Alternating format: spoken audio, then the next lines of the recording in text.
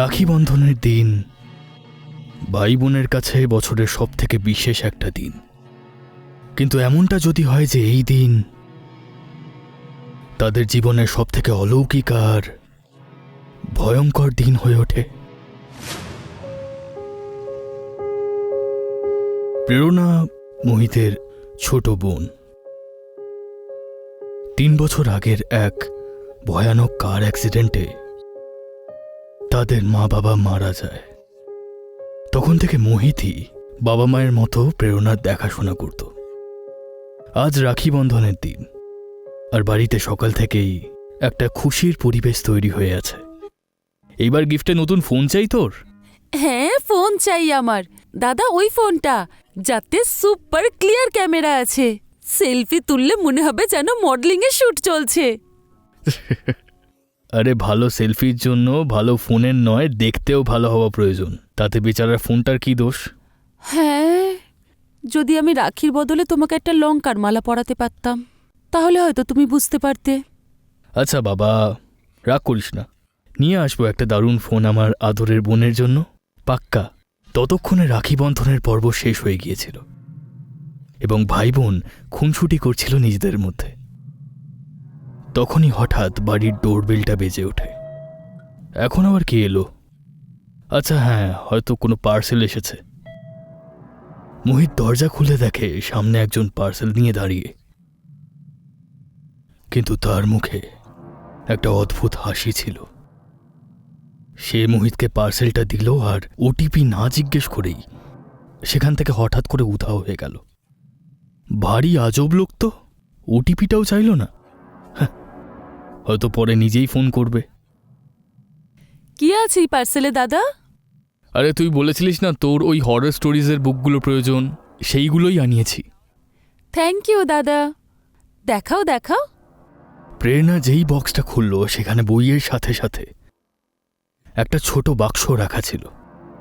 ও যখন ওই ছোট বক্সটা খুলল দেখতে পেল সেই বইয়ের নামেরই একটা গেম ছিল এবং তার সাথে একটা চিঠিও লেখা ছিল। প্রেরণা সেই চিঠিটা বার করল আর পড়তে শুরু করল। আপনি আমাদের প্রথম কাস্টমার, আর সেই জন্য একটা স্পেশাল হরর গেম শুধু আপনার জন্য। আত্মাদের সঙ্গে কথা বলার ইচ্ছে আছে? তাহলে একবার এটা অবশ্যই ব্যবহার করুন। কিন্তু মনে রাখবেন, যদি এই খেলাটা একবার শুরু হয় তাহলে যে আত্মা আসবে সে শুধু খেলতে নয়, থাকার জন্যও আসতে পারে। বাহ, এটাও নতুন ট্রেন্ড শুরু হয়েছে মানুষকে ভয় দেখানোর। এই আটটা টাট্টা বলে কিচ্ছু হয় না, জানিস তো? এমন কত ফালতু গেম খেলেছি কলেজে, এগুলো ভাওতা ছাড়া আর কিছুই নয়। হ্যাঁ, কিন্তু দাদা এই খেলাটা খুব অদ্ভুত মনে হচ্ছে না? মানে দেখেই কেমন একটা আনকমফোর্টেবল লাগছে।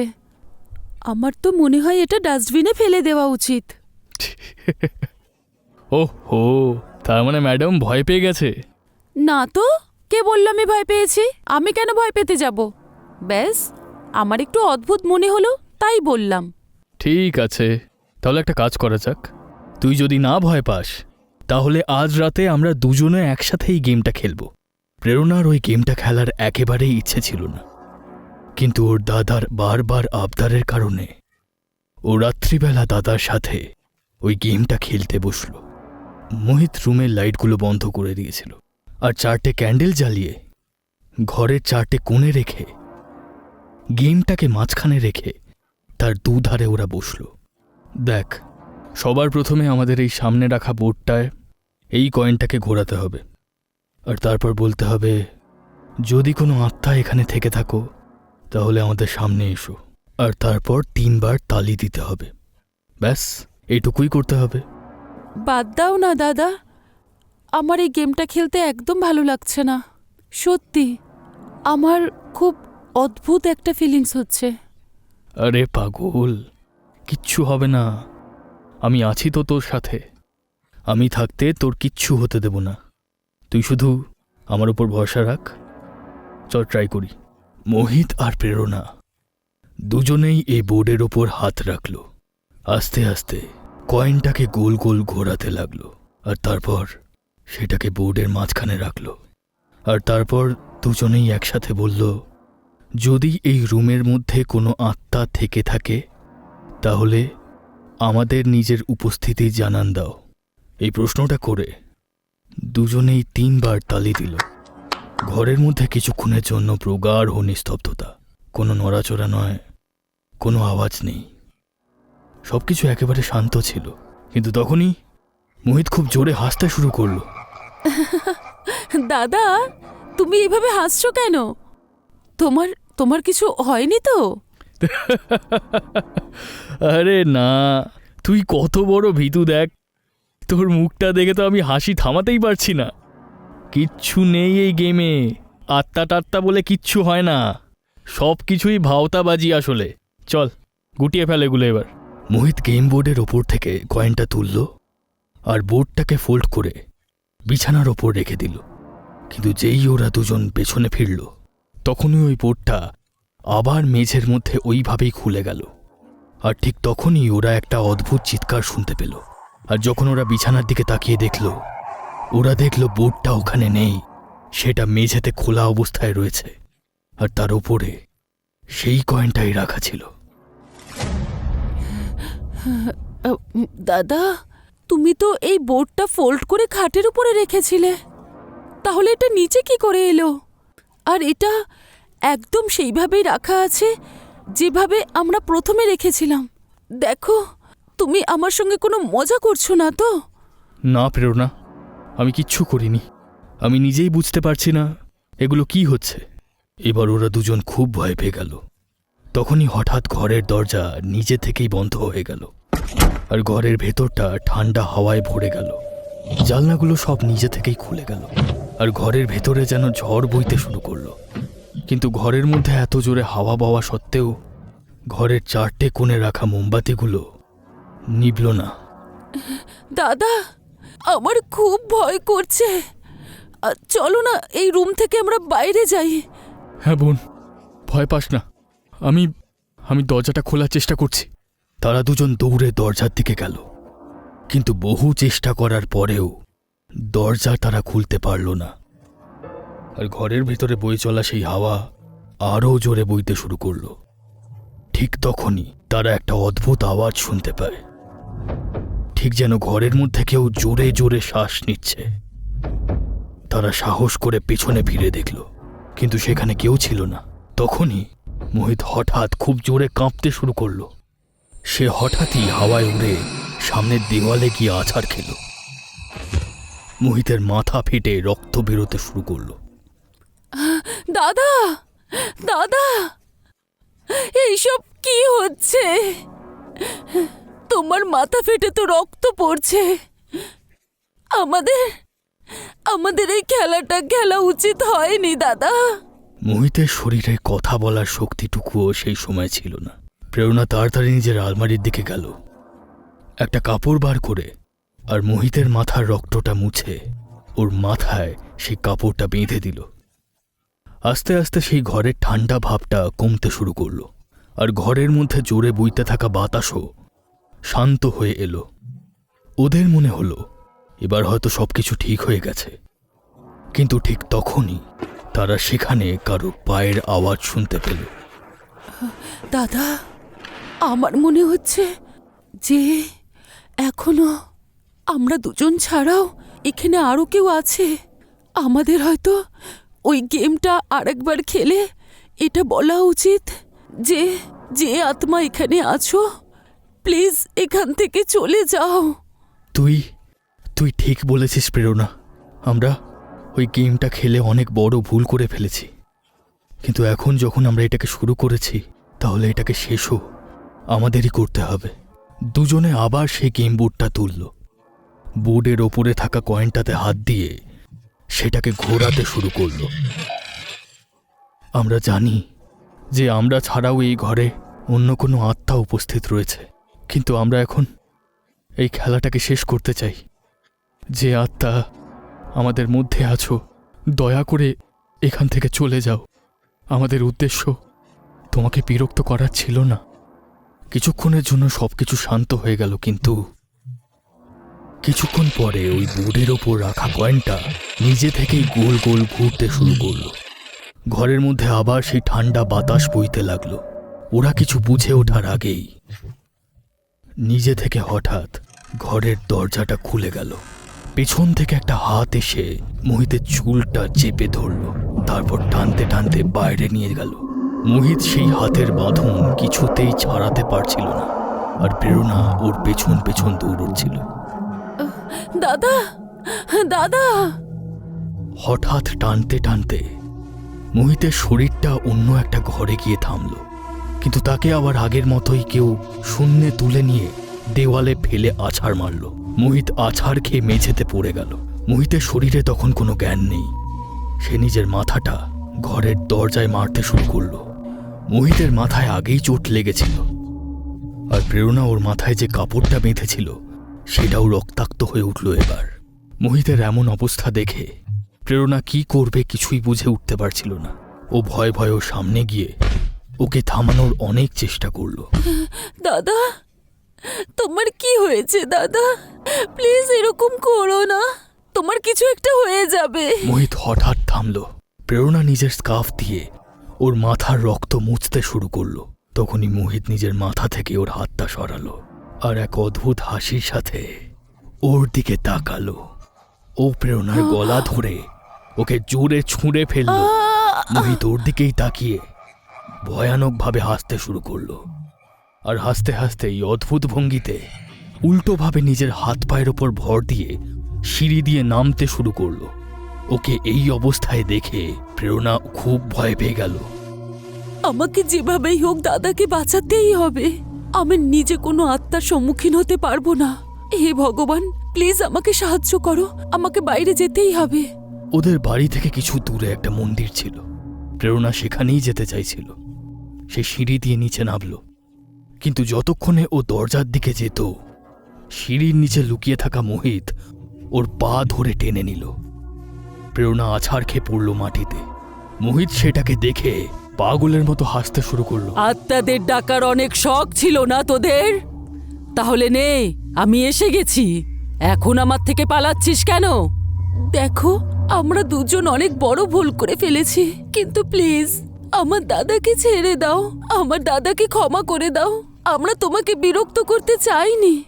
No no no no no no তোরা আমাকে ডেকেছিস তোদের ইচ্ছেতে, কিন্তু যাব আমি আমার ইচ্ছেতে, তাও আবার তোদের দুজনকে নিয়ে। আমি খুব একা, আমার সঙ্গে কেউ নেই। সেই জন্য আমার তোদের দুজনের আত্মাকে প্রয়োজন, সব সময়ের জন্য। না না, আমার দাদাকে আমি কিচ্ছু হতে দেব না। ওর কথা শুনে মোহিত জোরে জোরে ভয়ঙ্কর আওয়াজ করে হাসতে শুরু করলো। ও নিজের হাতটাকে মুচকে ভেঙে দিল, আর গোটা বাড়িতে ওর হাড় ভাঙার আওয়াজ প্রতিধ্বনিত হতে লাগলো। প্রচণ্ড যন্ত্রণায় মোহিত আর্তনাদ করতে লাগলো, আর যখনই প্রেরণা ওর সামনে যেতে চাইছিল, ও নিজের মাথাটা দেওয়ালের মধ্যে আঘাত করতে শুরু করলো। প্লিজ এরকম করো না, আমার দাদাকে ছেড়ে দাও, ওর খুব কষ্ট হচ্ছে। মনে হচ্ছে তোর দাদাকে কষ্টতে দেখে তোর খুব কষ্ট হচ্ছে। একটা কাজ করি আমি, আগে আমি তোকেই মেরে ফেলি, তাহলে তোর আর কষ্ট হবে না। ও ডাইনিং টেবিলের ওপরে রাখা ছুরিটা তুলে প্রেরণার দিকে ছুঁড়ে মারল। ছুরিটা প্রেরণার হাতে গিয়ে লাগলো।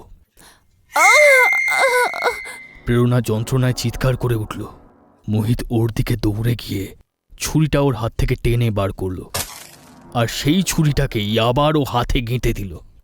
ও বারবার ওই একই জায়গায় আঘাত করতে লাগলো। প্রেরণার গোটা হাত রক্তাক্ত হয়ে গেল, তার চোখ দিয়ে জল পড়তে শুরু করলো। কিন্তু মোহিতের ওপর তো এখন শয়তান ভর করেছিল। যন্ত্রণা হচ্ছে?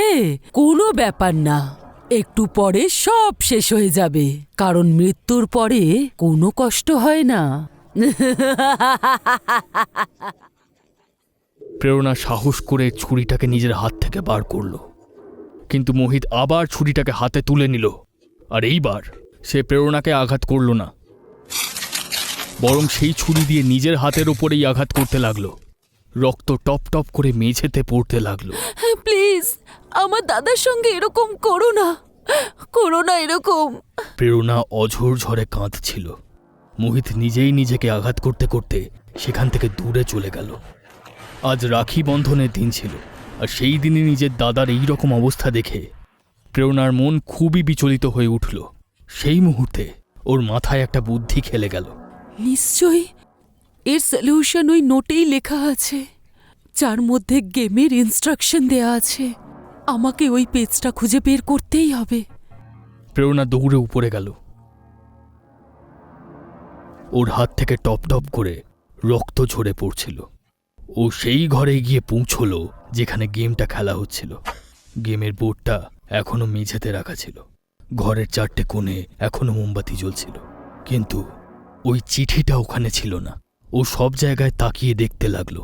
তখনই বিছানার নিচেও কিছু দেখতে পেল। পেয়ে গেছি। কিন্তু যখনই ওই চিঠিটাকে পড়ল, ওর সমস্ত আশা মুহূর্তে ম্লান হয়ে গেল। ও নো, এর মধ্যে তো কোনো সলিউশন লেখাই নেই। এখানে তো পরিষ্কার লেখা আছে, একবার যদি কোনো আত্মাই গেমের মাধ্যমে চলে আসে তাহলে তাকে ফেরত পাঠানোর আর কোনো উপায় নেই। ও গড, প্লিজ আমার দাদাকে বাঁচাও। আমার দাদাকে আমি হারাতে পারবো না। প্রেরণা ভগবানের কাছে প্রার্থনা করতে করতে জোরে জোরে কাঁদতে লাগল। কিন্তু তখনই ও কিছু পড়ে যাওয়ার আওয়াজ পেল। কোনো কিছু যেন খুব জোরে আছাড় খেয়ে পড়ল। ও ঘরের বাইরের দিকে গেল। ও দেখল মোহিত সিঁড়ি দিয়ে নিচে পড়ে গেছে। ও নিচে গিয়ে দেখল মোহিত তখন একেবারেই নড়াচড়া করছিল না। ও মোহিতের মাথায় হাত বোলালো, আর মোহিতের গোটা শরীর রক্তে ভেসে যাচ্ছিল, আর ওর শরীর সম্পূর্ণ ঠান্ডা হয়ে গিয়েছিল। প্রেরণা ওর নিঃশ্বাস দেখল, সেটাও থেমে গিয়েছিল। না না, আমার দাদার কিছু হতে পারে না। দাদা, তোমার কিচ্ছু হয়নি, তুমি ঠিক আছো তো? দাদা, কিছু বলো দাদা। প্রেরণা নিজের কোলে নিজের দাদার মাথাটা রেখে কাঁদতে শুরু করল। ওর জীবনে ওর দাদা ছাড়া কেউই ছিল না। আজ সকালেই ওর দাদার হাতে রাখি পরিয়েছিল, কিন্তু এখন সেই দাদা ওকে সারা জীবনের জন্য ছেড়ে চলে গেছে। ও নিজেকে সামলাতে পারছিল না, ওর গোটা শরীর কাঁপছিল। ঠিক তখনই পিছনে কিছু যেন নড়ে উঠল। প্রেরণা আস্তে করে পেছনে ঘুরে দেখল একটা কালো ছায়া ওর দিকেই এগিয়ে আসছিল। মেরে ফেলতে চাও তো তুমি আমাকে? তাহলে ঠিক আছে, মেরে ফেলো। আমার দাদাকে তো আমার থেকে কেড়েই নিয়েছো তুমি। এখন আমি বেঁচে থেকে আর কি করব? মেরে ফেলো, শেষ করে দাও আমায়। ও এমনটা বলছিল, ঠিক তখনই ও সামনে রাখা ফুলদানিটা শূন্যে ভেসে উঠল আর সোজা প্রেরণার মাথায় গিয়ে লাগলো। ওর মাথা থেকে রক্ত বেরোতে শুরু করলো, আর তখনই সেই কালো ছায়াটা ওর মাথার চুল ধরে টানতে শুরু করলো আর টেনে নিয়েই যাচ্ছিল। ঠিক তখনই ও হঠাৎ থেমে গেল, যেন প্রেরণার পা দুটোকে কেউ ধরে রেখেছে। প্রেরণা কাঁপতে কাঁপতে সামনে তাকালো, আর সামনের দৃশ্য দেখে ওর চোখ দিয়ে জল পড়তে শুরু করলো। ও দেখল ওর দাদা মোহিতের আত্মা ওর পা দুটোকে ধরে রেখেছিল। দাদা, ও তোমাকে মেরে ফেলেছে। প্লিজ, তুমি আমাকে আর বাঁচিও না। একমাত্র তুমিই তো ছিলে আমার বেঁচে থাকার শেষ ভরসা। আমি তোমাকে ছেড়ে বাঁচতে চাই না দাদা। আমিও তোমার কাছে চলে আসতে চাই। না প্রেরণা, আমি থাকতে তোর কেউ কোনো ক্ষতি করতে পারবে না। আর এমনিতেও আজকে তো রাখি বন্ধনের দিন না? তোকে কথা দিয়েছিলাম আমি যে তোকে রক্ষা করব। এবার বেঁচে থাকতে তো এই আত্মার কিচ্ছু করতে পারিনি, কিন্তু এবার এ তোর কোনো ক্ষতি করতে পারবে না। তোর দাদা তোকে রক্ষা করতে তোর সাথে আছে। মোহিতের আত্মা আগে এগোলো, সেই কালো ছায়াটা ওর ওপর আছড়ে পড়ল, কিন্তু মোহিতের আত্মা পবিত্র ছিল, এই কারণে ওই আত্মা মোহিতের কিচ্ছু করতে পারল না। তখনই জালনা দিয়ে একটা অলৌকিক আলো ঘরের মধ্যে এসে পড়ল আর সোজা মোহিতের আত্মার ওপর পড়ল। সেই ছায়ামূর্তি সেই আলো থেকে বাঁচতে মোহিতের আত্মা থেকে দূরে যেতে চাইছিল, কিন্তু মোহিত ওকে চেপে ধরে রেখেছিল। যখনই ওই আত্মা ওই আলোর সংস্পর্শে এলো, সে জোরে জোরে চিৎকার করতে লাগলো। আর ঠিক তখনই সেই আলোটার মধ্যে মোহিতের আত্মা ওই কালো ছায়াটাকে নিজের সাথে নিয়ে সারা জীবনের জন্য সেখান থেকে চলে গেল। হতে পারে মোহিত নিজে বেঁচে রইল না, কিন্তু রাখি বন্ধনের দিন সে নিজের বোনকে দেওয়া কথা রাখল। মৃত্যুর পরেও সে ওর রক্ষা করল। ওদের মুক্তি পেতেই ওই গেমটা নিজে থেকেই উধাও হয়ে গেল, কিন্তু ওই গেমটাকে খেলার দুঃখ প্রেরণার মনের মধ্যে থেকেই গেল। আর রাখি বন্ধনের দিন নিজের দাদাকে হারানোর দুঃখ প্রেরণার মনের মধ্যে আজীবন একটা বোঝা হয়ে থেকে গেল।